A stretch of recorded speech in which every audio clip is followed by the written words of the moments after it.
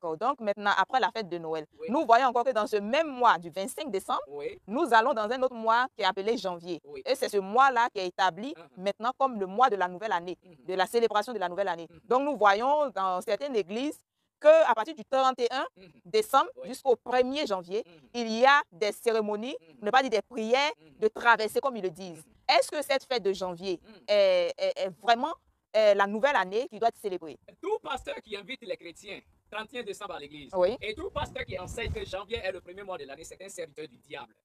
C'est un serviteur du diable, c'est quelqu'un que Satan a envoyé afin de recruter les âmes pour lui.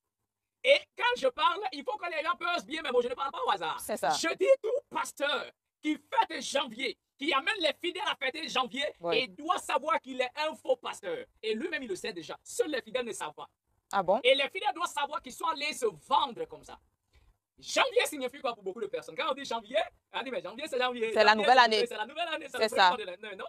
Ceux qui ont établi cette fête-là, il faut aller à l'origine pour savoir de quoi il est question. Le mot janvier déjà en latin signifie Januarus. C'est ça. Januarus signifie mois de Janus. C'est-à-dire le mois de Janus. C'est ça la définition du mot janvier. Le mois de Janus. Le mot janvier signifie le mois de Janus. Janus, c'était un être humain, c'était quelqu'un? Voilà, c'est là que maintenant il y a le problème. Si ceux qui ont établi cette fête-là, Oui. ils l'ont consacrée à quelqu'un qui s'appelle Janus, Oui. maintenant il faut chercher à découvrir qui est Janus. C'est ça. Janus est le dieu des Romains.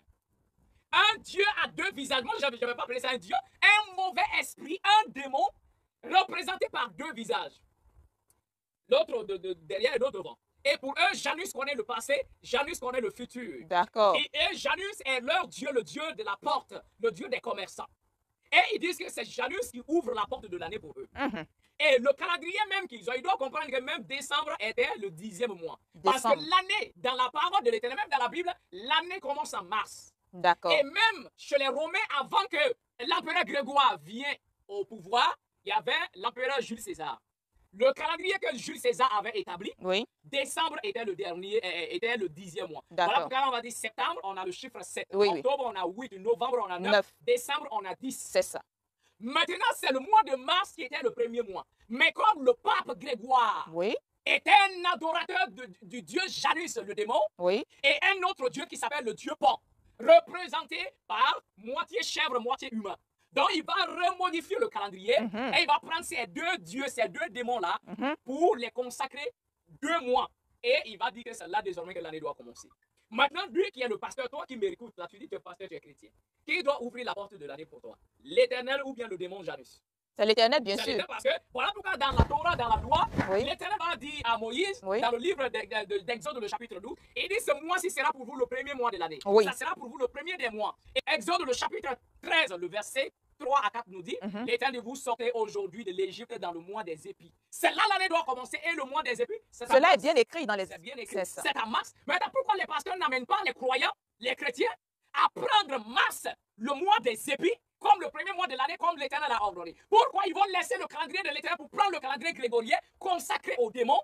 Un calendrier établi à la base pour adorer les démons. Et après ça, ils veulent servir l'Éternel. Et quelqu'un va venir dire que le pasteur est un serviteur de l'Éternel et que le pasteur, c'est un serviteur du diable. Il n'est pas serviteur de l'Éternel. Parce que s'il était serviteur de l'Éternel, il allait amener le peuple au véritable calendrier du Seigneur, les amener à adorer l'Éternel.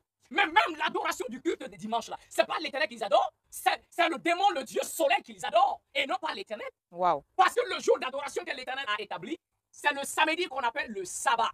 Et non pas dimanche. Le 7e jour. Le 7e jour de la semaine. C'est ça. Mais eux, ils l'ont remplacé par le dimanche.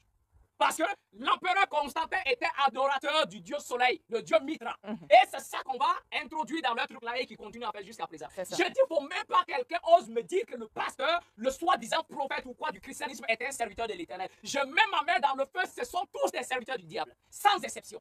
Sauf ceux-là qui sont ignorants, ils sont dedans, ils ne savent pas. Parce qu'on les a mal enseignés et ils sont mal informés. Le Seigneur va toujours les faire sortir de là.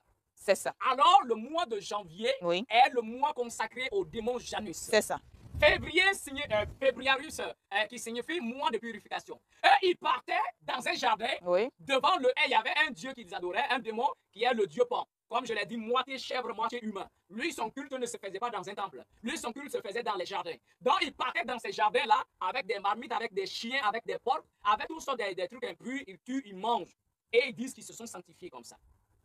Donc, ça, c'est un mois de février. Oui. Mars, c'est la planète Mars qu'ils adorent. Et ils ont même représenté, ils disent que la planète Mars est le dieu de la guerre. Mars, c'est le mois du dieu de la guerre. Parce que les Romains aimaient la guerre. Donc, ils ont voulu un dieu qui va leur donner la victoire. Et ils ont pris la planète Mars comme la planète de la guerre. Et ils vont se créer un démon qu'ils adorent. Ça, c'est Mars. Avril, c'est le nom d'une déesse. Démon féminin, la déesse Aprilis. Mais c'est le nom du démon de la déesse Maya. Juin, c'est le nom de la déesse Junon. Alors, vous voyez que c'est moi la porte Le nom des démons qu'ils adorent. Maintenant, comment est-ce qu'un chrétien va dire qu'il va adorer l'Éternel en utilisant ce genre de calendrier consacré aux démons? Ça n'a aucun sens. Voilà pourquoi je dis aucun chrétien ne va entrer au paradis. Aucun. À commencer par le pasteur, le prophète, le bishop, le docteur, l'évangéliste et les simples fidèles, aucun n'entrera au paradis. À moins qu'ils se repentent et qu'ils sortent de ces bêtises-là. Qu'ils reviennent à l'Éternel authentique. Il aura pitié de leurs âmes et ils les sauvera. Sinon, qu'ils meurent dans l'état actuel, ils vont tous en enfer. D'accord. Donc voilà un peu en réalité pourquoi aucun Africain ne doit célébrer Noël. Aucun Africain ne doit célébrer janvier. Jamais de la vie. Et cela est très important. C'est ça.